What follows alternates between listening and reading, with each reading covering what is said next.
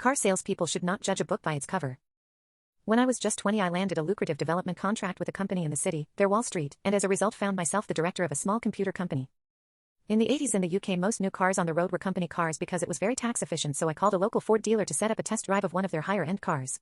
Not that Fords were particularly high-end, but it was their top-of-the-line performance model, and I'm sure they made a nice profit on them. We made an appointment for a test drive, but when I showed up, the salesman took one look at me and told me that the car was not available. He was very dismissive, and when I pointed out that we had an appointment, he said, "Yeah, well, we don't have a car." No apology. Nothing. Just a satisfied smirk. I told him, "Okay, when you do get a car, maybe you can give me a call." I handed him one of my newly minted business cards with director as the title.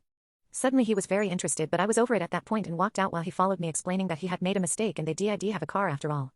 I didn't bother, just continued to walk out. I bought that exact car from a different dealer a few towns over about a week later. The first service was at 600 miles and was included in the purchase price, but I could take it to any Ford dealer, so I made a point of going to the one that had ignored me. The service desk was very close to the salesman's desk, so I made a big show of handing over the key to my new car and loudly letting them know that it was here for the 600-mile service. The sales guy looked over and looked pretty sick. He knew he had missed out on an easy commission. When I worked for a high-end home theater and audio shop, an older couple came in driving an old red pickup truck and dressed in work clothes. They were ignored by all but one of the sales guys, who walked them around and took all the time they needed, was gracious. They left without buying anything and he got teased about it, until they showed back up the next week and asked for him. They were dressed very differently than the first time and driving a shiny black fancy car of some sort, and they bought a really elaborate home theater system. They had been up a week before to open their summer home in a very pricey area on the water. They were very good customers of his for ages after that.